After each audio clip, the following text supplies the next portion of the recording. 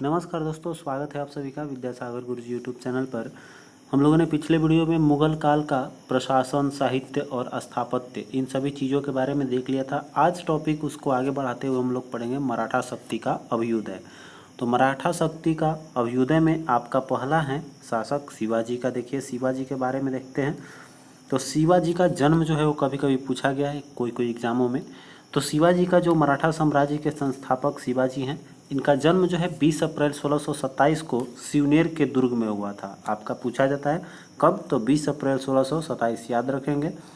शिवाजी के पिता का नाम शाहजी भोसले था और उनके माता का नाम जीजाबाई थी। तो जीजाबाई जो थी वो देवगिरी के महान जागीरदार यादव राज की पुत्री थी, अर्थात यादव राव इनके नाना हो गए। तो शिवाजी का जो विवाह होता है, अब इनकी पत्नी की बात किया जाए तो साईबाई निम्बलाकर जो है ये आपका 1640 ईस्वी में शादी हुआ था शिवाजी के साथ। शिवाजी के गुरु जो है वो दादाजी कौन थे, कोंडदेव थे, ठीक है। और आध्यात्मिक क्षेत्र में शिवाजी के आचरण पर सर्वाधिक प्रभाव गुरु रामदास का पड़ा था। तो क्वेश्चन ध्यान दीजिएगा, प्रारंभिक गुरु अगर पूछेगा तो इनके दादाजी कोंडदेव मारेंगे, और आध्यात्मिक क्षेत्र में आपका पूछेगा तो गुरु रामदास चला जाएगा। 1656 ईस्वी में शिवाजी ने रायगढ़ को अपनी राजधानी बनाया था। कब, 1656 ईस्वी में। शिवाजी ने सर्वप्रथम 19 वर्ष की आयु में 1646 ईस्वी में बीजापुर रियासत के तोरण किले पर अधिकार किया था। सबसे पहला इनका अधिकार कौन है, मात्र 19 साल की आयु में 1646 ईस्वी में इन्होंने बीजापुर रियासत के तोरण किले पर अधिकार किया था। आगे देखेंगे तो मुगल सम्राट औरंगजेब ने 1660 ईस्वी में शाइस्ता खां को दक्षिण का राज्यपाल नियुक्त किया। अर्थात ध्यान देंगे तो दक्षिण का राज्यपाल 1660 ईस्वी में औरंगजेब ने किसको किया, तो शाइस्ता खां को नियुक्त किया था। अप्रैल 1663 ईस्वी में होता है कि शिवाजी ने शाइस्ता खां के निवास स्थान पर आक्रमण कर अंगूठा काट दिए और शाइस्ता खां के पुत्र की हत्या कर दी। अर्थात ये जो है ये किससे जुड़ा हुआ है, शिवाजी से। तो शाइस्ता खां जो है उसका पुत्र की हत्या 1663 ईस्वी में और उसकी अंगूठा काटते हैं शाइस्ता खां को, कब, 1663 में ही। अब देखिए दिसंबर 1663 ईस्वी में शाइस्ता खां को बंगाल स्थानांतरित कर दिया गया और 1664 एवं 1670 ईस्वी में शिवाजी ने सूरत में भयंकर लूटपाट किया था। तो इनका दो लूट अभियान आपका 1664 और 1670 जो आपका सूरत में हुआ था। औरंगजेब ने मार्च 1665 में राजा जयसिंह को दक्षिण का बागडोर सौंपी थी। अब देखिए यहाँ 1664 ईस्वी में तो ये घटना घटित 63 में हो जाती है, ठीक है। उसके बाद से 1665 में औरंगजेब जो है, जो हम लोग शाइस्ता खां के बारे में देखें 1663 में इन्होंने जो घटना किया, उसके बाद 1665 ईस्वी में औरंगजेब फिर क्या करता है कि जयसिंह को दक्षिण का बागडोर देता है। और फिर 23 जून 1665 में जयसिंह और शिवाजी के बीच होता है पुरंदर की संधि, जिसके तहत शिवाजी ने 23 किले मुगलों को देकर मात्र 12 किले अपने अधिकार में रखे थे, मतलब आधा का अंतर हो गया। तो यहाँ पर जयसिंह और शिवाजी के बीच में कौन सी संधि हुई, दो बातें याद रखेंगे। पुरंदर की संधि कब हुई, आपका 23 जून 1665। पुरंदर की संधि 23 जून 1665, ठीक है। इसमें क्या हुआ कि 23 किले दिए मुगल को और 12 किला जो था वो अपने अधिकार में रखे। शिवाजी के पुत्र संभाजी को मुगल दरबार में 5000 मनसबदार बनाकर जागीर दे दिया गया, ठीक है। तो यहाँ पर जागीर मिलता है किसको, तो इनके पुत्र शिवाजी को, जिसमें कि आपका 5000 है। अब कह रहा है कि 22 मई 1666 ईस्वी में शिवाजी के साथ पुत्र संभाजी आगरा पहुँचे। यहीं पर शिवाजी को कैद कर जयपुर भवन में रखा गया, ठीक है। अब शिवाजी को औरंगजेब ने मई 1666 ईस्वी में जयपुर भवन में कैद कर लिया, वही जयपुर भवन में जहाँ इनके पुत्र के साथ रखा गया। जहाँ से ये क्या होता है कि मात्र 2-3 महीने बाद आपका 16 अगस्त 1666 में वहाँ से भाग निकलते हैं, ठीक है, भाग गए। अब देखिए 5 जून 1674 ईस्वी को शिवाजी ने रायगढ़ में, अर्थात जो वाराणसी काशी के प्रसिद्ध विद्वान थे श्री गंगा भट्ट द्वारा अपना राज्याभिषेक पुनः करवाते हैं। तो याद रखेंगे एक राज्याभिषेक इनका 1674 में हुआ तथा छत्रपति हैंदव धर्मोद्धारक एवं गैब ब्राह्मण प्रतिपालक की उपाधि धारण की। गंगा भट्ट वाराणसी का एक सम्मानित ब्राह्मण थे। क्वेश्चन ये बहुत बार आया हुआ है कि गंगा भट्ट का संबंध कहाँ से था, तो ये वाराणसी के एक ब्राह्मण परिवार से थे तो याद रखेंगे गंगा भट्ट का रिलेशन वाराणसी से हो जाएगी, जिन्होंने आपका किसका राज्याभिषेक करवाया था, शिवाजी का।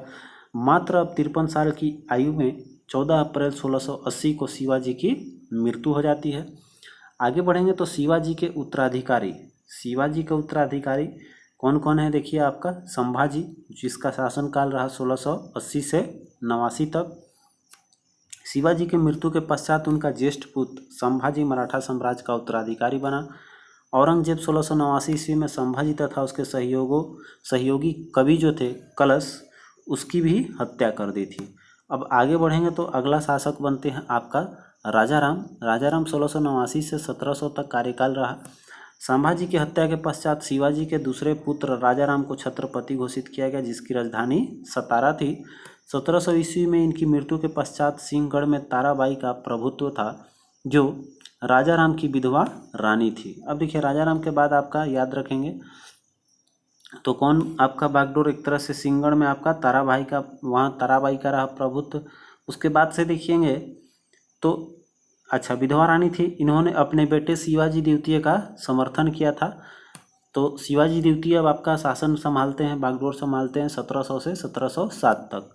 तो राजाराम की मृत्यु के बाद उसका अल्पवयस्क पुत्र शिवाजी द्वितीय शासक बना तथा राजाराम की पत्नी संरक्षिका बनी। ताराबाई के समय में मराठों का पुनः उत्कर्ष हुआ। ठीक है, तो याद रखेंगे किसके समय में हुआ, ताराबाई के समय में। अब देखिए यहाँ पर आगे बढ़ेंगे तो अगला शासक के रूप में बनते हैं छत्रपति साहू जी। अब यहाँ देखेंगे यह संभाजी के ही पुत्र थे आपके। औरंगजेब ने 1689 ईस्वी में संभाजी के साथ साहू को भी बंदी बनाया था, इनके पुत्र को भी। तो 18 वर्षों तक बंदी जीवन बिताने के पश्चात 1707 ईस्वी में बहादुर शाह प्रथम ने उसे मुक्त कर दिया। 1707 में ही साहू ने स्वयं को मराठा राज्य का शासक घोषित कर दिया और उत्तराधिकारी के युद्ध में चाची जो है ताराबाई को हरा दिया। ठीक है, तो ताराबाई यहाँ से शिवाजी द्वितीय को अपदस्थ करके अपने शासक घोषित करता है, जो आपका 1707 से 49 तक ये शासन किया। उसके बाद से राजाराम द्वितीय का शासन काल आता है, जो 1749 से 50 तक छोटा कार्यकाल रहा। साहू द्वितीय के कोई पुत्र नहीं थे। ताराबाई के कहने पर तथाकथित शिवाजी द्वितीय के पुत्र राजाराम द्वितीय को छत्रपति बनाया गया। अब देख लेते हैं मराठों का हमारा प्रशासनिक और राजस्व व्यवस्था किस प्रकार की थी। तो यहाँ देखिए जो लूट होता था, लूट का जो 1/4 भाग छत्रपति के पास जाता था उसको बोला जाता था बावती। ठीक है, इस चीज़ को ध्यान रखेंगे। जो लूट का जो भाग जाता था या बोल सकते हैं टैक्स जो लगता था उसको बोला गया बावती। 6% पंत सचिव को मिलता था, जिन्हें सहोत्रा कहा जाता था। आगे देखेंगे तो ये है आपका 6% उधर देने के बाद आपका बचा 3% जो है वो 3% छत्रपति के विवेक पर विभिन्न सरदारों के मध्य विभाजित किया जाता था, जिसको कहा जाता था नादगोंदा इसको बोला गया। 3% जो बांटा गया किसके, सरदारों में। अब शेष जो है वो बचा 66%, ये जो है मराठा घुड़सवारों को दे दिया जाता था। शिवाजी के दरबार में मराठी को राजभाषा के रूप में प्रयोग किया था। तो अर्थात बोल सकते हैं कि मराठों का जो है वो अर्थात शिवाजी के दरबार में कौन सी राजभाषा यूज़ की गई, मराठी। शिवाजी की सेना 3 महत्वपूर्ण भागों में बटी हुई थी। एक था पागा सेना जो आपका नियमित घुड़सवार सैनिक थी, एक था सिलहदार जो अस्थायी घुड़सवार सैनिक थी, और एक था पैदल सेना। ठीक है, तो याद रखेंगे पागा सेना, सिलहदार और एक पैदल सेना हो जाएगा। शिवाजी की कर व्यवस्था मलिक अंबर की कर व्यवस्था पर आधारित थी। किसके व्यवस्था पर आधारित, मलिक अंबर की। शिवाजी ने रस्सी द्वारा माप की व्यवस्था के स्थान पर काठी एवं मानक छड़ी का प्रयोग को आरंभ किया था। शिवाजी के समय कुल उपज का 33% भाग राजस्व के रूप में वसूला जाता था, मतलब 1/3। ठीक है, 1/3 भाग जो है वो राजस्व लिया जाता था, जो बढ़कर आगे 40% तक कर दिया गया। अब एक चीज़ आता है चौथ और ये सरदेशमुखी, ये चौथ और सरदेशमुखी क्वेश्चन बहुत बार आया हुआ एग्जाम में भी। किसके द्वारा लगाया गया था चौथ और सरदेशमुखी नामक कर, तो शिवाजी के द्वारा लगाया गया। चौथ क्या था, तो यह शिवाजी द्वारा पड़ोसी राज्यों पर आक्रमण नहीं करने के एवज में वसूला जाता था, उसको चौथ कर बोला जाता था। और सरदेशमुखी जो होता था, इस कर को शिवाजी इसलिए वसूला करते थे क्योंकि वह महाराष्ट्र के पुश्तैनी सरदेशमुख थे, इसलिए इसका नाम भी रख दिया गया सरदेशमुखी कर। ठीक है। अब देखिए आंग्ल मराठा का जो है, यहाँ पर आंग्लों और मराठों के बीच में समय समय पर संधियाँ हुई, युद्ध के कारण संधियाँ होती रही। तो इसमें देखिए कौन कौन सी संधि हुई है, बहुत बार ये क्वेश्चन आता है मैच करने के लिए। तो सूरत की संधि, ठीक है, सूरत की संधि क्या हुआ, 1775 में हुआ, रघुनाथ नाव और ईस्ट इंडिया कंपनी के बीच में। 76 में आपका ईस्ट इंडिया कंपनी और पेशवा माधवराव नारायण के बीच में हुआ। अब देखिए बड़गांव की संधि जो है वो आपका 1789 में हुआ, इसमें भी माधव नारायण राव और ईस्ट इंडिया कंपनी थे बड़गांव का। इसके बाद आइए सालबाई की संधि होता है 1782 में, जिसमें कि आपका बाजीराव द्वितीय और ईस्ट इंडिया कंपनी के साथ ये संधि हुई थी। बसीन की संधि 1802 में पेशवा माधवराव नारायण तथा ईस्ट इंडिया कंपनी के बीच हुआ। ठीक है। अगला देखिए देवगांव की संधि 1803 में हुआ, भोसले और ईस्ट इंडिया कंपनी के बीच। फिर आपका देखिए है सुरजी अर्जुन गांव की संधि, सिंधिया तथा ईस्ट इंडिया कंपनी 1803 में ये भी हुआ। राजपुर घाट का 1804 में जो होलकर तथा ईस्ट इंडिया कंपनी के बीच हुआ। कमेंट करके बताइएगा होलकरों का कौन सा क्षेत्र था शासन का। आगे देखिए नागपुर की संधि जो हुआ वो नागपुर के अप्पा साहिब और ईस्ट इंडिया कंपनी के मध्य हुआ। अगला देखिए ग्वालियर की संधि आया हुआ 1817 में हुआ था, सिंधिया और ईस्ट इंडिया कंपनी के बीच पूछा था, ये भी किसके बीच ग्वालियर हो जाएगा, तो सिंधिया के बीच हुआ था और ईस्ट इंडिया कंपनी। फिर आइए पूना की संधि, ये भी एक ही टाइम हुआ था 1817 में ही, पेशवा तथा ईस्ट इंडिया कंपनी। फिर आपका मंदसौर की जो संधि है वो 1818 में हुई, होलकरों तथा ईस्ट इंडिया कंपनी के बीच। जिस तरह से अब देखिए यहाँ पर अकबर में नवरत्न हुआ करते थे, यहाँ पर आपका कृष्णदेवराय में आपका अष्टदिग्गज होते थे, उसी तरह शिवाजी के समय में आपका हुआ करते थे अष्ट प्रधान, मतलब ये भी 8 लोगों का एक समूह था जिसको अष्ट प्रधान बोला गया। इसमें देखिए क्या क्या था, तो शिवाजी के मंत्रिमंडल को क्या बोला गया, अष्ट प्रधान। ये मंत्रिमंडल थे जो 8 लोगों का था। तो अष्ट प्रधान में पेशवा का पद जो है वो सर्वाधिक महत्वपूर्ण और सम्मानपूर्वक पूर्ण होता था। तो पेशवा एक तरह से बोला जाता था कि ये प्रधानमंत्री का पद है, जो राज्य का प्रशासन एवं अर्थव्यवस्था की देखरेख करने वाला अधिकारी होता था। अगला था जो सर ए नौबत, अर्थात सेनापति होता था, सैन्य विभाग का प्रधान होता था जिसको सर ए नौबत बोला जाता था। अमात्य देखेंगे तो अमात्य बोला गया है राजस्व मंत्री को, यह आय व्यय का लेखा जोखा करने वाला अधिकारी होता था। फिर देखेंगे आपका वाक्यान्विश जो है वो आपका सूचना मंत्री होता था। वाक्यान्विश मतलब वाक्य से जोड़ लेंगे तो वाक्य क्या है, एक तरह की सूचना है जो आपका गुप्तचर एवं संधि विग्रह के विभागों के अध्यक्ष होते थे। चिटनीस जो है वो आपका राजकीय पत्रों को पढ़कर उसकी भाषा शैली को देखने का काम करते थे। सुमंत जो होते थे वो विदेशी मंत्री को क्या बोला जाता था, सुमंत। फिर आगे देखेंगे पंडित राव, ये आपका धार्मिक कार्य देखते थे। और न्यायाधीश जो है वो आपका न्याय विभाग। उसी में देखेंगे तो आपका महाराष्ट्र में उस समय कुछ प्रमुख संत भी हुए, जिसमें आपके ज्ञानदेव या ज्ञानेश्वर का भी नाम आता है, और भी हैं नामदेव हैं। तो इसमें देखेंगे जो इनका समय रहा 1271 से 96, जो भगवत गीता पर भवार्थ दीपिका नामक बृहद टीका लिखा है, अर्थात दीपिका टीका किसका लिखा हुआ है, ज्ञानेश्वर का। नामदेव के बारे में देखेंगे तो इसके आराध्य देवी थे पंढरपुर के विठोबा या विठल, जो विष्णु के रूप में थे। विठोबा विठल की उपासना करने को वरकरी संप्रदाय के नाम से जाना जाता है, जिनकी स्थापना नामदेव ने की थी। अर्थात वरकरी संप्रदाय के संस्थापक कौन थे, नामदेव थे, जो किसके उपासक थे, तो विष्णु के। ठीक है, विठल या बोल सकते हैं विष्णु के। आगे बढ़ेंगे तो हम लोग आएंगे तो देखेंगे अब अगला जो है वो है आपके एकनाथ। ठीक है, एकनाथ के बारे में देखें तो एकनाथ जो है वो आपके रामायण पर भावार्थ रामायण नामक टीका लिखे थे। तो इसमें अगला है तुक्काराम। ठीक है, तुक्काराम जो है इन्होंने भक्ति परक कविताएं लिखी जिन्हें अभंग कहा गया। तो तुक्काराम कि क्या लिखे थे, अभंग कहा गया। अभंग के रचनाकर तुक्काराम। रामदास जो है उनका देखिए दासबोध है लिखा हुआ। अब देखिए, ज्ञानदेव, नामदेव, तुकाराम, एकनाथ आदि संतों द्वारा मराठी राष्ट्रवाद को प्रोत्साहन दिया गया, अर्थात ये मराठा का एक तरह से सहयोगी हुए। शिवाजी के गुरु रामदास समर्थन ने अपनी कृति दासबोध में मराठी राष्ट्रवाद को उत्प्रेरित किया है। मराठा पेशवा, अब इसमें देखते हैं आपका पेशवा जो हुए, पेशवा के बारे में देखते हैं। आगे पेशवा का जो पद रहा वो बहुत ही प्रधान रहा, तो इसमें अब पेशवा का हम लोग देखेंगे तो बालाजी विश्वनाथ का आता है, ठीक है। अब देखिए, बालाजी विश्वनाथ का कार्यकाल रहा 1713 से 20 तक। साहू ने बालाजी विश्वनाथ को 1713 ईस्वी में पेशवा बनाया और इसकी मृत्यु जो है 1720 में हुई।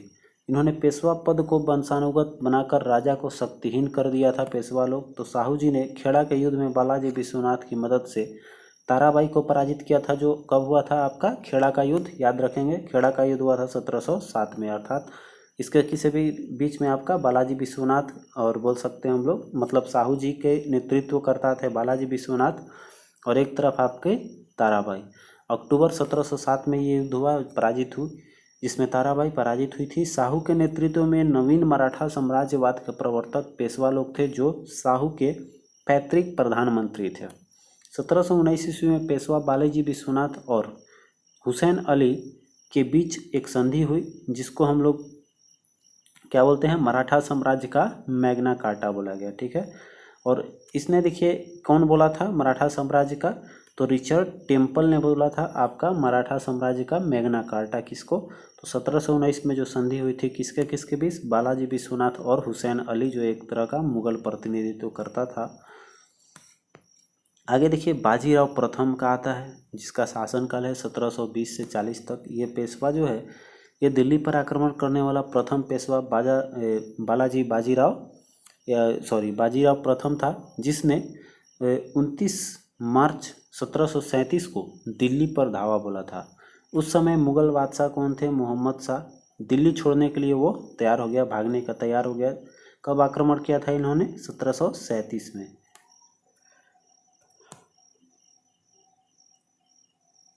आगे देखेंगे, तो देख लिया हम लोगों ने, तो बालाजी बाजीराव अब आते हैं, ठीक है। बाजीराव प्रथम के बाद बालाजी बाजीराव, देखिए आपका नाना साहब के नाम से भी जाना जाता है, ये क्वेश्चन आया हुआ है बार बार। तो इनका शासनकाल रहा 1740 से 1761 तक। तो नाना साहब के नाम से किसे जाना जाता है, बालाजी बाजीराव का, जिसका शासनकाल 1740 से 1761 तक रहा। यह बाजीराव प्रथम के पुत्र थे। अगला देखिए, पेशवा बनते हैं वो बाजीराव द्वितीय। तो ये जो है कोरेगांव एवं अष्टी में युद्ध में हारने के बाद फरवरी 1818 में मेलकम के सम्मुख आत्मसमर्पण कर दिया। अंग्रेजों ने पेशवा के पद को समाप्त कर बाजीराव द्वितीय को कानपुर के निकट बिट्ठूर में पेंशन देकर भेज दिया, जहां 1853 में इसकी मृत्यु हो गई। अब देखेंगे इस मध्यकाल में भारत आने वाले विदेशी यात्रियों के बारे में थोड़ी सी देखते हैं। इससे भी क्वेश्चन पूछता है आपका, किसके शासनकाल में आया था, पूछते रहता है आपका। तो देखिए, एक है मार्को पोलो, पूछता है कहाँ के यात्री थे मार्को पोलो, इटली का, जो आपका पांड्य के शासनकाल में पांड्य राज्य में आया था, जिसका भ्रमण काल था, समय जो था वो आपका 1288 से 93 तक रहा। अगला देखिए, इब्न बतूता जो है ये मोरक्को का एक यात्री था, जो आपका मोहम्मद तुगलक के समय में आया था। और ये देखिए आपका 1333 से 42 तक रहा था। 1420 से 22 तक जो है वो निकोलो कोंटी, जो आपका इटली का ही एक यात्री था, जो कृष्णदेवराय प्रथम के आपका जो विजयनगर के शासक हुए उसके शासनकाल में आया था निकोलो कोंटी। अगला देखिए, 1421 से 31 तक चेंग हिंग अर्थात चीनी यात्री जो है वो जलालुद्दीन के समय आया था, बंगाल के शासक था। आगे देखिए, 1442 में 1443 तक ये भी रहा आपका अब्दुल रज्जाक, जो ईरान का राजदूत था, जो कृष्णदेवराय द्वितीय के शासनकाल में रहा। आगे देखेंगे तो एक चीज़ ध्यान दीजिएगा आप लोग हमेशा, कि दो यहाँ चीज़ें देखें हम लोग, देवराय प्रथम में याद रखेंगे निकोलो कोंटी, ठीक है। पहले क्या बजाते हैं, मंदिर में जाते हैं तो घंटी, तो याद रखेंगे कि प्रथम के साथ क्या है आपका कोंटी, ठीक है, निकोलो कोंटी, और द्वितीय के साथ है आपका एक बच गया अब्दुल रज्जाक, ठीक है। अब देखिए आगे चलेंगे तो 1470 से 74 तक इसका शासनकाल हो जाएगा आपका अथ्यानिसियस निकितन, जो रूसी यात्री था, ये मोहम्मद तृतीय के शासनकाल में बहमनी साम्राज्य के शासक। आगे देखिए 1516 से 18 तक एक रहा आपका एडुआर्डो बारबोसा, जो कृष्णदेव राय के समय में आपका है। आगे है आपका 1520 से 22 तक, ये है आपको डोमिंगो पायस, जो एक पुर्तगाली यात्री है, कृष्णदेव राय के समय में ही आया आपका। 1535 से आपका 1537 तक, इसमें पूरा टेबल दिया हुआ है, इसको एक बार जरूर फिर से पढ़ लेंगे वीडियो बैक करके, तो चूँकि इसका सब याद हो जाए, ठीक है। पूछता है कि किसके शासनकाल में और ये कहाँ के यात्री या किसके आपका दूत थे, तो जो भी है इसमें डिटेल्स दिया हुआ है। आगे देखेंगे नूनिज जो है, नूनिज आपका अच्युत देव राय के शासनकाल में आया था, ये भी विजयनगर साम्राज्य से जुड़ा हुआ है। अगला देखिए सीजर फ्रेडरिक जो है, ये पुर्तगाली यात्री था। सीजर फ्रेडरिक कहाँ के था, आपका पुर्तगाल का पुर्तगाली यात्री, जो विजयनगर शासनकाल में ही आया था। एथोनी मासिरात जो है, ये आपका 78 से 82, 1578 से 82 तक रहा, ये अकबर के शासनकाल में आया। रॉलेफ फिंच भी है, ये प्रथम अंग्रेज यात्री था जो अकबर के शासनकाल में आया, अर्थात प्रथम अंग्रेज यात्री जो भारत में आया वो रॉलेफ फिंच ही था जो अकबर के समय में आया। अगला देखिए है जॉन लिसंकोतेन, डच यात्री, ये आपका विजयनगर साम्राज्य में ही आया था, ठीक है, तो ये भी एक है। अब देखिए लामा तारानाथ, ये तिब्बती बौद्ध यात्री थे। लामा तो ऐसे ही याद होगा, तिब्बत के लोगों का टाइटल है। ये आपके पूर्वी भारत में आए थे 16वीं शताब्दी में। 1608 से 12 में देखिए कैप्टन हॉकिंस, जो आपका जहांगीर के शासनकाल में, और विलियम फिंच अंग्रेजी यात्री था जो आपका जहांगीर के समय में फिर से आया था, ठीक है। ये विलियम फिंच आया था कब, 1608 से 1613 तक। एक देखिए जॉन जुर्दा जो है, ये पुर्तगाली यात्री था, ये भी जहांगीर के समय में आया था। निकोलस डाउटन जो है, ये भी नौसेना अधिकारी था जो जहांगीर के शासनकाल में आया था। तो एक चीज़ ध्यान दीजिएगा, एक है रॉलेफ फिंच और एक है विलियम फिंच और एक है रॉलेफ फिंच, ठीक है। तो रॉलेफ फिंच जो है वो आपका अकबर का हो जाएगा, अर्थात रॉल फिंच याद रखेंगे तो रॉल फिंच हम लोग को याद रहेगा कैसे, तो रफ होता है जो, वो रॉलेफ से रॉफ याद रखेंगे। रॉफ कहाँ होता है, ऊपर, मतलब अंबर में, तो अकबर के शासनकाल में। और विलियम फिंच जो है, ये फिंच कहाँ होता है, तो जहाँ मन वहाँ सिरिंच लगा दीजिए बॉडी में कहीं, तो फिंच से हम लोग याद रखेंगे जहाँ मन वहाँ जहांगीर, ठीक है। चलिए आगे बढ़ते हैं, अगले देखते हैं आगे की ओर। अब हम लोग अगला यात्री देखेंगे हम लोगों का, तो ये है आपका निकोलस विथिंगटन, जो एक अंग्रेजी यात्री है। ये भी जहांगीर के समय में देखिए बहुत सारे यात्री आए हैं, ठीक है। तो हम लोग केवल देखते हैं कहाँ के यात्री थे। टॉमस कोयोट, ये भी आपका जहांगीर। सर टॉमस रो, ये भी जहांगीर। एडवर्ड टेरी, ये भी जहांगीर, जो एक अंग्रेजी पादरी था। पाल केनिन, अंग्रेजी यात्री, जहांगीर के समय में ही। फ्रांसिस्को पेलसर्ट, ये डच यात्री था, याद रखिएगा जहांगीर के समय में डच यात्री था फ्रांसिस्को पेलसर्ट। और इटली का यात्री मित्र देला वैली, ये भी आपका जहांगीर के शासनकाल में आया। अब आते हैं 1626 से 33 ईस्वी तक आपका रहा यात्रा काल। ये कौन, डच यात्री जॉन लॉयड का, जो आपका शाहजहाँ के समय में आया। जॉन फ्रीयर जो है, ये आपका अंग्रेजी शासक, शाहजहाँ के समय में आया। इटली का यात्री इसके समय पीटर मुंडी आया था, मुंडी आपका शाहजहाँ में। टेवरनियर जो है, ये आपका फ्रेंची जौहरी, ये जौहर था आपका फ्रेंच का था, जो शाहजहाँ और औरंगजेब अर्थात 1641 से 87 तक रहा था। फिर आगे देखेंगे तो मनुची बहुत बार आया हुआ है, किसके शासनकाल में आया था, तो औरंगजेब के शासनकाल में, जो एक इटली का यात्री था। 1656 से देखेंगे तो 1687 तक रहा था, ठीक है। अब देखिए इसके बाद आता है वर्नियर, जो आपका फ्रेंच एक चिकित्सक था, वो भी औरंगजेब के समय में ही आया था, जो 1656 से आपका 1668 तक रहा। 1656 से 68 तक और रहा जीन नॉट, ये फ्रेंच यात्री था जो औरंगजेब के समय में रहा। और एक बीजापुर के आपका रहा कौन, रोमेली कोरेरी, जो इटली का यात्री था, 1695 से 99 तक रहा। अब आइए देखिए यहाँ पर प्राचीन और मध्यकालीन भारत के प्रमुख युद्ध एक बार हम लोग देख लेते हैं। जितना अभी तक हम लोगों ने पढ़ा उसका एक ब्रीफ हम लोग यहाँ देख लेते हैं, क्योंकि अब हम लोग का चालू हो जाएगा एक तरह से आधुनिक भारत में घुसेंगे, ठीक है। तो हम लोग एक बार देख लेते हैं प्राचीन एवं मध्यकालीन भारत के प्रमुख युद्ध। हेडस्पीच का युद्ध पढ़े हम लोगों ने, जो सिकंदर और राजा पुरु को पराजित किया था। आगे देखिए इसमें कब हुआ था, 326 ईसा पूर्व में, याद करते चलेंगे। कलिंग का युद्ध 261 ईसा पूर्व में हुआ। इस युद्ध में अशोक ने कलिंग के राजा को पराजित किया, परंतु युद्ध की विभीषिका से दुखी होकर उसने बौद्ध धर्म को स्वीकार कर लिया। ठीक है, इसी में इसका हृदय द्रवित हो गया था और इसने अपना जो शासन था वो एक तरह से छोड़ चुका था। यहाँ पर किसके कारण, तो यहाँ पर जो युद्ध की विभीषिका अर्थात जो दुर्दशा देखा था उसने, इसके कारण उसका हृदय परिवर्तन हुआ था। तो कौन किस में हुआ था, कलिंग युद्ध में। ठीक है, कब, 261 ईसा पूर्व में हुआ था। रावर का युद्ध 712 ईस्वी में हुआ। इस युद्ध में मोहम्मद बिन कासिम ने सिंध के राजा दाहिर को पराजित किया था। ठीक है, जो मोहम्मद बिन कासिम आक्रमण किया था प्रथम मुस्लिम शासक 712 ईस्वी में, तो याद रखिएगा उस समय शासक कौन था सिंध में, दाहिर। उस युद्ध का नाम क्या रखा गया, रावर का युद्ध। रावर का युद्ध कब हुआ, 712 ईस्वी में। पेशावर का युद्ध जो है वो 1001 ईस्वी में हुआ, जो मोहम्मद गजनवी और राजा जयपाल के बीच हुआ, जिसमें जयपाल की पराजय हुई थी। अगला जो है वो है तराइन का द्वितीय युद्ध, जो आपका 1192 में हुआ था। प्रथम युद्ध 1191 में हुआ था, जस्ट इसके एक साल पहले, जिसमें कि मोहम्मद गौरी की हार हो गई थी। लेकिन मोहम्मद गौरी जो है फिर से आक्रमण करता है और अगले साल 92 में मोहम्मद गौरी जो है पृथ्वीराज चौहान को हरा देता है। आगे देखेंगे तो आपका आता है चंदावर का युद्ध, जो आपका 1194 में हुआ। चंदावर का युद्ध, इसमें मोहम्मद गौरी ने राजा जयचंद को हराया था। पानीपत का प्रथम युद्ध ये आपका 21 अप्रैल 1526 में हुआ था। देखिए डेट भी याद रखना अब जरूरी है, अब 1526 केवल ऑप्शन में नहीं आ रहा है, डेट भी दे रहे हैं। तो 21 अप्रैल 1526 को हुआ था पानीपत का प्रथम युद्ध, जिसमें बाबर इब्राहिम लोदी को हराया था।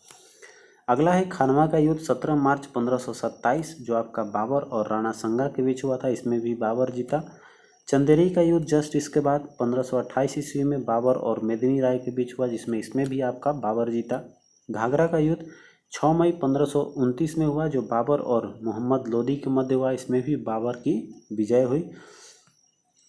आगे देखेंगे तो चौसा का युद्ध हुआ। चौसा के युद्ध में आपका 1539 ईस्वी में हुआ चौसा का युद्ध। ठीक है, तो 1539 में हुमायूं और शेरशाह के बीच में ही हुआ है चौसा का युद्ध, जिसमें कि आपका कौन जीता था, तो शेरशाह। यहाँ पर आगे चलिए देखते हैं शेरशाह और हुमायूं के बीच में चौसा का युद्ध 1539। फिर आपका इसमें कन्नौज का युद्ध होता है। तो इसमें पहला तो जो चौसा का युद्ध था आंशिक रूप से हारा, फिर छूट गया हुमायूं। लेकिन अगला जो आक्रमण हुआ कन्नौज, या बोल सकते हैं कन्नौज या बिलग्राम का युद्ध भी बोला जाता है, तो हुमायूं इसमें पूरी तरह से पराजित हो जाता है और शेरशाह सूरी जो है वो शासक बनता है। फिर आपका बनता है मछीवाड़ा का युद्ध। मछीवाड़ा का युद्ध हुआ 1555 ईस्वी में हुमायूं और अफगान सलार खां के मध्य, जिसमें कि हुमायूं की जीत हुई थी। फिर 1500 फिर लौट के आता है हुमायूं और सरहिंद का युद्ध करता है शेरशाह सूरी से। आपका सूरी वंश का शासक उस समय हो जाता है सिकंदर शाह सूरी, जिसमें हुमायूं जो है वो जीत जाता है और फिर से राजगद्दी अर्थात मुगल गद्दी पर अपना आकर राजगद्दी जो है संभालता है। आगे देखिए आपका पानीपत का होता है द्वितीय युद्ध 1556 में, जो अकबर और हुमायूं के बीच हुआ, जिसमें कि अकबर विजयी हुआ था। ठीक है, अब आइए आगे बढ़ेंगे तो तालीकोटा का युद्ध, जस्ट पलट देना है 1556 को, पलटेंगे 56 को तो बन जाएगा 65, तो हो जाएगा तालीकोटा का युद्ध। इस युद्ध में बहमनी साम्राज्य के 4 मुस्लिम राज्यों ने सम्मिलित रूप से विजयनगर साम्राज्य को हराया था। इस युद्ध को बनहट्टी के युद्ध जो है के नाम से भी जाना जाता है, अर्थात बनहट्टी का युद्ध या तालीकोटा का युद्ध 1565 ईस्वी में हुआ। हल्दी घाटी का युद्ध 1576 में हुआ था। मुगल सेनापति मानसिंह और राणा प्रताप सिंह के बीच लड़ा गया, जिसमें मुगलों की विजय हुई थी। एक है अहमदनगर का युद्ध, जो आपका 1600 ईस्वी में हुआ, जिसमें अकबर की सेना और गोंडवाना की रानी चांद बीबी के मध्य हुआ, जिसमें अकबर की विजय हुई थी। असीरगढ़ का युद्ध देखिए 1601 में अकबर और मियाँ बहादुर के मध्य हुआ था, जिसमें अकबर विजयी हुआ। असीरगढ़ में मियाँ बहादुर हार गया। धर्मट का युद्ध हुआ, देखिए औरंगजेब और दारा सिकोह के बीच लड़ा गया, जिसमें कि आपका औरंगजेब विजयी होता है। फिर आगे बढ़ा सामूगढ़ का युद्ध हो गया, तो इसमें औरंगजेब और दारा सिकोह के मध्य हुआ, इसमें भी औरंगजेब जीत गया। तो इस तरह से हमारा जो है मध्यकालीन का कुछ इम्पोर्टेंट जो है असीरगढ़, धर्मट, सामूगढ़ के साथ यही जो है टॉपिक समाप्त होता है। आगे देखेंगे तो अब हम लोगों का आगे आ जाएगा आधुनिक भारत। तो आधुनिक भारत हम लोग जो है अगले वीडियो से स्टार्ट करेंगे। तो हम लोग अब आधुनिक भारत में इंटर कर गए हैं, तो मिलते हैं फिर अगले वीडियो में। तब तक के लिए जय हिंद। वीडियो अगर आप नए देख रहे हैं तो चैनल को सब्सक्राइब कर लीजिएगा, और जो लोग बेल आइकन अभी तक ऑन नहीं किए हैं वो ऑन कर लेंगे। वीडियो को लाइक कर लीजिएगा और दोस्तों के साथ शेयर जरूर कीजिएगा। तो मिलते हैं फिर आधुनिक भारत के टॉपिक को लेकर आगे बढ़ेंगे हम लोग। फिर फट से आपका लेकर बढ़ेंगे कौन सा टॉपिक पर, तो ये हिस्ट्री के बाद हम लेकर आएंगे आपके लिए भूगोल। ठीक है, तो हम लोग भूगोल फिर से पढ़ेंगे। तो मिलते हैं फिर नेक्स्ट वीडियो में आधुनिक भारत के नए टॉपिक के साथ, जिसमें आपका स्टार्ट होगा उत्तरकालीन मुगल साम्राज्य। ठीक है, जय हिंद, जय भारत।